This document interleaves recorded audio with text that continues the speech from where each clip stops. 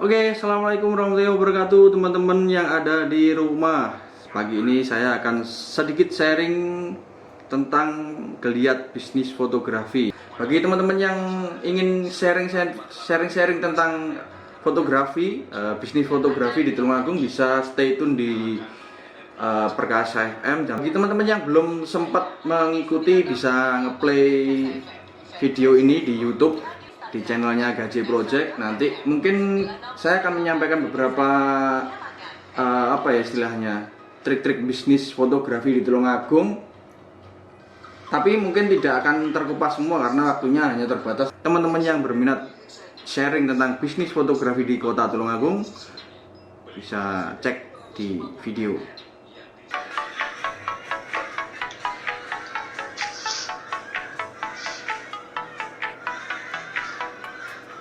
.8 Perkasa FM, nyalakan energi maju. Kawan, kembali lagi di Energi Pagi. Pada pagi hari ini topik geliat bisnis fotografi di Tulungagung.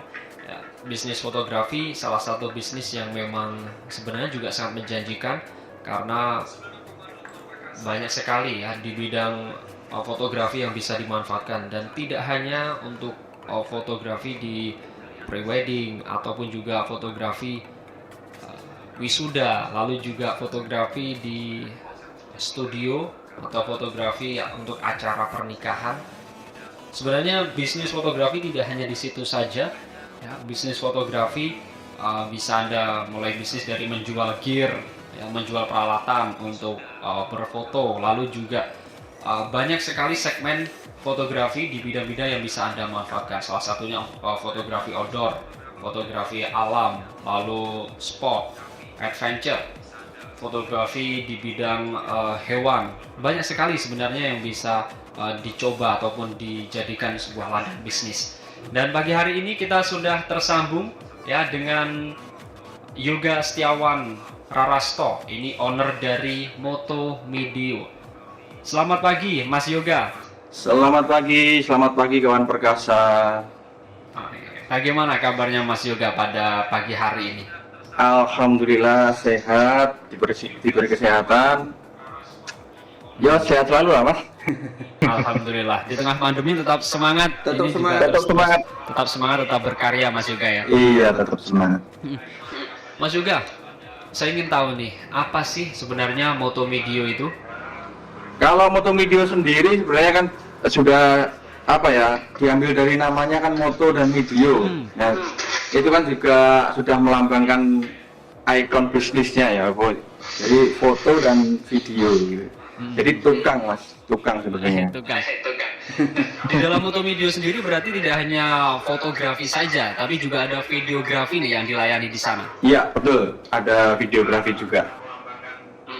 Nah, terus bagaimana kondisi Moto Medio sekarang ini, khususnya atau prospek bisnis Moto Medio saat ini di pandemi seperti ini seperti apa Mas? Menanjak naik, menurun, atau cuma so-so aja? Kalau mungkin di masa-masa pandemi ini sudah 3 bulan ya, otomatis ya tetap terdampak Mas.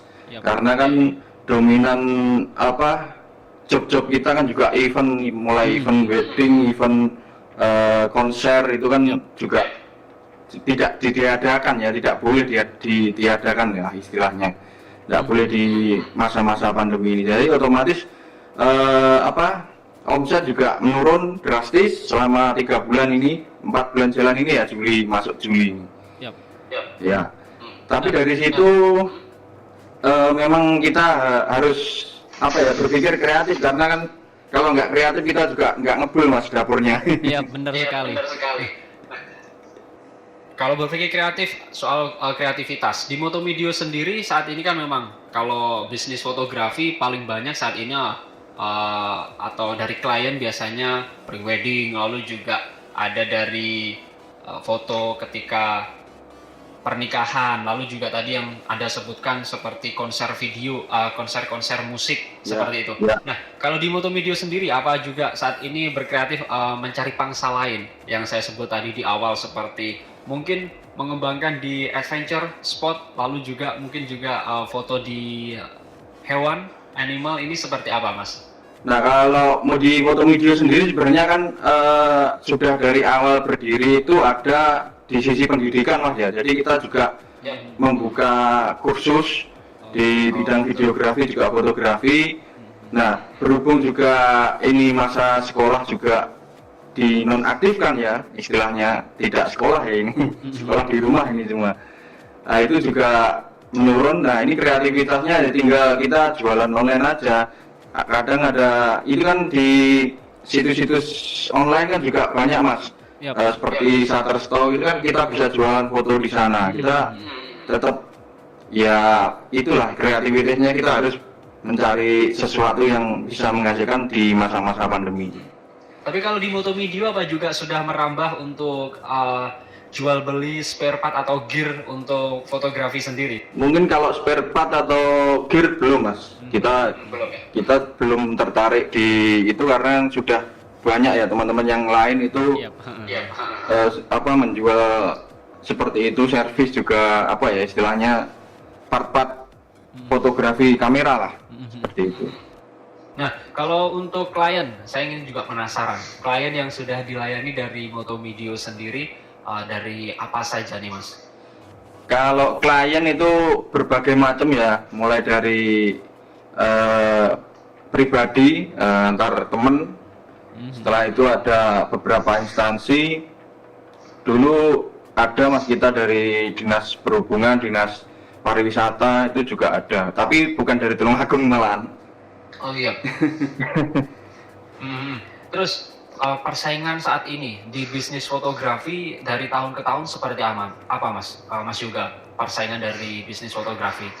Kalau persaingan di bisnis fotografi itu sebenarnya semakin ketat Mas ya, karena kan saat ini banyak sekali anak-anak yang baru lulus SMA atau SMK itu sudah punya keahlian untuk fotografi dan mereka juga didukung dengan peralatan yang sangat bagus. Jadi ya semakin bersaing. Nah, berikutnya juga kita harus bisa bersaing untuk memuaskan klien, karena tidak boleh klien itu sampai tercampakkan ya istilahnya tercampakkan, karena dominan ketika sudah menerima banyak job itu pasti overload Mas. Pasti overload, dan kebanyakan klien yang lari di Motomedio sendiri itu bilangnya aku di sana lama-lama, istilahnya sampai nggak jadi itu pun ada. Nah itu kan kita juga harus introspeksi dari mulai fotografer juga mulai dari klien untuk istilahnya memilih dan memilah yang benar-benar bisa bekerja, karena bekerja kalau sekarang itu tidak bisa hanya menguasai teknik Mas, tapi juga memuaskan klien. Nah apalagi di era digital saat ini klien itu butuhnya cepat sebenarnya. Ya Mas ya, bener ya? Bener. Jadi Mas juga di Motomedio sendiri juga akan mengembangkan dari sisi manajemen untuk memberikan pelayanan terbaik lah kepada pelanggan, yang saya tangkap seperti itu ya Mas juga? Iya betul. Iya betul. Nah, strateginya dari Anda sendiri, dari Motomedio, strategi apa nih? Atau cara sendiri dalam menghadapi persaingan yang begitu ketat di dunia fotografi atau bisnis fotografi sendiri? Dan juga tadi kalau overload, nanti saya kok di belakang kan tidak dilayani dengan cepat, pindah aja. Nah ini strateginya apa yang dilakukan dari Motomedio? Bisa di-sharingkan Mas? Nah kalau strategi dari Motomedio sendiri sebenarnya kita punya cara untuk merangkul semua teman-teman Mas. Jadi kita enggak semua kita ambil sendiri. Kadang kita juga misalkan ada job foto, terus kebetulan kita ada siswa-siswa kursus yang ada di Motomedio Mas ya. Jadi kita mintain tolong untuk bekerja juga, karena mereka juga sebagian besar sudah menduplikasi apa yang dimiliki Motomedio. Jadi saya punya banyak pasukan atau teman-teman untuk membantu untuk cepat bekerjanya seperti itu. Oh, berarti juga menerapkan untuk sistem kolaborasi ya Mas ya? Iya betul, karena kan di Motomedio sendiri siswa kursus itu kan banyak Mas. Jadi kita ajak mereka untuk bekerja. Jadi nggak hanya kursus aja. Jadi harus bisa bekerja. Nah itu kan nanti di endingnya baru kita ada quality control atau ngecek kualitasnya lah. Nanti pekerjaannya seperti apa, baru nanti kita ke klien. seperti itu. Selain itu ada lagi untuk strategi yang mungkin dijalankan ya, karena saya yakin benar-benar yakin karena fotografi semua orang bisa memotret, semua orang apalagi saat ini pun tidak hanya kamera yang ratusan juta, HP, handphone, yang smartphone saat ini pun juga dibekali dengan kualitas gambar dan kualitas pemotretan yang sangat bagus dan kita bisa dimanjakan, bisa belajar di situ. Apa nih Mas? Mungkin yang strategi yang paling dijalankan selain tadi? Nah, kalau di Motomedio sendiri sebenarnya strateginya tetap kita promo lah, tetap kita promo untuk meyakinkan bahwasanya pelayanan kita tercepat. Kalau di Motomedio sendiri seperti itu. Nah, kalau teknik lain ya istilahnya kita terus belajar untuk mengerti istilahnya jam terbang untuk mengerti klien lah istilahnya, melayani klien seperti itu. Berarti kemauan klien seperti apa ini juga harus ya, karena kan setiap segmen klien itu kan berbeda Mas, ada yang maunya gini, ada yang maunya gitu. Dari situ kan kita harus belajar untuk memahami klien biar klien itu puas dengan pelayanan kita seperti itu. Salah satu tantangan dari bisnis di fotografi dan juga di videografi ya Mas ya. Iya, kalau memang kita hobi saja mungkin ya sesuka kita ingin mengambil angle seperti apa ataupun juga point of interest-nya seperti apa kan tinggal keinginan kita, suka-suka kita karena kita passion-nya di sana gitu Mas. Iya, ya memang harus dibedakan Mas antara bisnis dengan hobis. Karena kalau hobis belum tentu bisa bisnis, kalau bisnis juga belum tentu bisa menjadi hobi karena semua punya jalur masing-masing. Kalau harapan dari Mas Yoga sendiri dari owner Motomedio, harapan ke depan di bisnis Motomedio ini seperti apa ke depannya?